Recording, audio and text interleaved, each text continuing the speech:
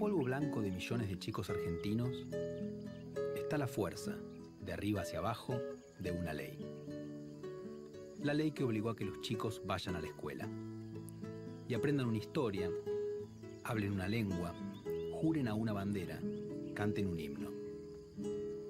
Desde su casa, desde su rancho, desde los toldos, atravesando el monte, la montaña, cruzando el río, a caballo, en bicicleta, cada uno fue a la escuela. Pero bajo ese guardapolvo blanco también se guardaron otras lenguas, banderas, himnos, otras historias. En muchos chicos, la nacionalidad tiene su antecedente en el silencio, en algo que debieron callar, en el aprendizaje de un idioma nuevo, en palabras distintas a las de su familia. Buen día, alumnos. Buen día, señor. En orden, pasen al salón.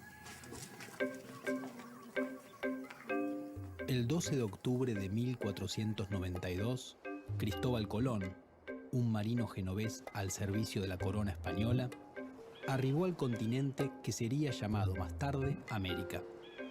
La llegada de los europeos marcó el inicio de la formación de las actuales sociedades americanas y por eso la fecha es recordada en todos los países del continente.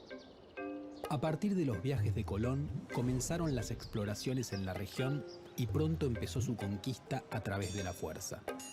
Primero fueron las islas del Mar Caribe y unos años más tarde los españoles lograron vencer a dos grandes imperios, el de los aztecas en el actual territorio de México y el de los incas en Perú. Lo consiguieron aprovechando la sorpresa que generó su llegada, usando a su favor los conflictos entre los indígenas, en particular el resentimiento de los pueblos oprimidos por los aztecas y los incas, y en algunos lugares por un fenómeno inesperado. Los europeos trajeron enfermedades que causaron miles de bajas entre poblaciones que no tenían anticuerpos contra ellas. Con esas conquistas, los españoles obtuvieron mucho oro y dominaron a vastas poblaciones, a las que hicieron trabajar para ellos. Avanzaron buscando lo mismo hacia otros territorios americanos y así se internaron en lo que hoy es Argentina. En esas tierras existía una enorme diversidad de pueblos, como los pehuenches, tehuelches y onas en la Patagonia, los querandíes y pampas en la región pampeana, los guaraníes, chanatimbúes y guaycurúes en el litoral y el Chaco, los lules y tonocotés en la Mesopotamia santiagueña, los comechingones en las sierras cordobesas y los huarpes en Cuyo. En la zona que hoy es el noroeste argentino había mayor densidad de población. En la Puna habitaban los casabindos y los cochinotas, mientras que en las quebradas y las sierras que van desde Jujuy hasta La Rioja vivían los humahuacas, los tilcaras y los ocloyas en la parte norte y distintos grupos diaguitas del lado sur, entre ellos los calchaquíes, amaichas, hualfines, belenes y quilmes. Se trataba de sociedades que, desde fines del siglo XV, habían sufrido el dominio inca.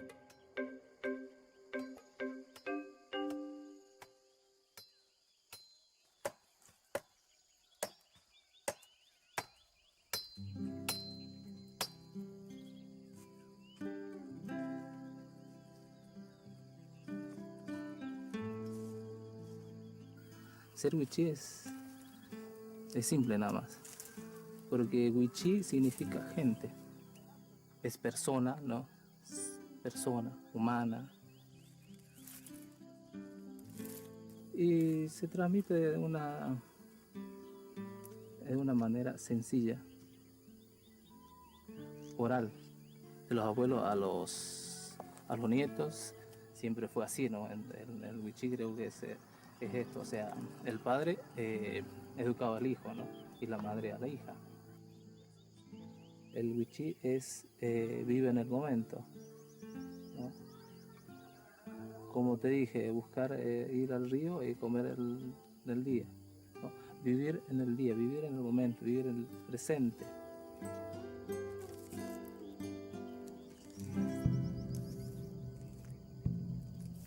La conquista del territorio que hoy es argentino fue lenta y complicada para los españoles. La primera expedición importante llegó en 1536 al Río de la Plata y fundó la ciudad de Buenos Aires, que debió abandonar unos años más tarde ante la presión de los querandíes. La misma expedición fundó Asunción, actual capital de Paraguay, y logró consolidar esa ciudad en medio de las tierras guaraníes. El noroeste de la actual Argentina, región a la que se llamó Tucumán, fue invadido a partir de 1543 por españoles que no habían obtenido lo que querían en la conquista del Perú, o que se habían tenido que ir de allí por enfrentamientos con otros españoles. Sus progresos en el Tucumán fueron lentos, porque encontraron una fuerte resistencia indígena y porque hubo conflictos entre los mismos españoles. Los conquistadores fueron apoyados por algunos grupos indígenas, a los que llamaron indios amigos. En general, los grupos nativos que anteriormente habían sido aliados de los incas, colaboraron con los españoles y los ayudaron a combatir contra otras comunidades indígenas con las que ya venían luchando desde antes. Los españoles fundaron varias ciudades en el Tucumán, pero un levantamiento indígena en 1562 las destruyó todas, con excepción de Santiago del Estero, que fue sitiada. El levantamiento fue sofocado y en las décadas de 1570 y 1580 los españoles fundaron otras ciudades y consolidaron su poder sobre el litoral y el Tucumán. Sin embargo, allí la resistencia indígena se mantuvo durante mucho tiempo, en particular en los valles calchaquíes. La resistencia nativa en los valles calchaquíes fue muy prolongada, ya que durante 130 años se resistieron al avance de la conquista y la colonización española, ¿sí? Hubo 3 grandes periodos de resistencia y de rebelión. El primero fue liderado por el cacique Juan Calchaquí a finales del siglo XVI. Luego, en el siglo XVII, tenemos 2 procesos. Uno es una rebelión liderada por varios caciques, en las cuales el cacique Chalemín fue uno de los más importantes y se extendió entre 1630 y 1643. Y finalmente la rebelión liderada por un español, Pedro Borges. Con el fracaso de esta última rebelión fue que las autoridades españolas decidieron desnaturalizar a las poblaciones rebeldes. Desnaturalizar significa sacarlos de su natural, de su lugar de origen, y trasladarlos cerca de las ciudades de los españoles, donde podían controlarlos mejor y podían lograr que ellos trabajaran, ¿sí?, para las ciudades y para los pobladores. Entre las muchas desnaturalizaciones que hubo, la más tremenda fue la de los quilmes, justamente, ¿no? Los quilmes fueron desnaturalizados en 1664, después de un asedio a la ciudad que duró más de 3 meses. El proceso de traslado de los quilmes desde su pueblo natal en Tucumán hasta Buenos Aires fue muy penoso. En primer lugar, porque los repartieron por familias y esas familias fueron trasladadas a lugares muy distantes como Catamarca, La Rioja, Tucumán, Córdoba. Y el resto de la población la llevan primero a Córdoba y después la trasladan recién a Buenos Aires. Y llegan unas 750 personas aproximadamente. No me toja, tojaje no me toja, no me 12 de octubre, ¿caché? 12 de octubre, ¿no? Octubre. Nati tu chislaje, tohmak mes, y fue la octubre. Octubre. Es muy difícil de pertenecer a una cultura, una cultura minoritaria, ¿no? Es muy difícil eso. Es muy difícil ser wichí a ir a una ciudad. Es muy difícil ser wichí ir a un almacén. Es muy difícil ser wichí ir a un hospital. Suele toscani un toja nata, ¿ache? Un nata, uitoj yom nata, toije. Inespe nata es inespe toj wichí ñoj tosamil, ¿no? Genue atana magwante hatsu mag inespe ante wichí ñoj tojahopi tosamil. Hopi samil to uchi no ku uchi hyo no ta ihu nata hoy tolpe se ante Matohueco ante ma tohtilonen pese, ¿no? Suele lonen ante uchivas, ¿no? Uchivas y tohpese, tolpese suele nehota ma isui laqahuna tuchi, isui laqahuna tuchi, elo ma uchi chuya uchi tachao yeslamil, toh pitah suele pitah españoles, ¿no? 76, las gobernaciones que ocupaban el actual territorio argentino dejaron de pertenecer al Virreinato del Perú y fueron incorporadas al nuevo Virreinato del Río de la Plata. En 1810 comenzó en la región la revolución que puso fin al dominio español.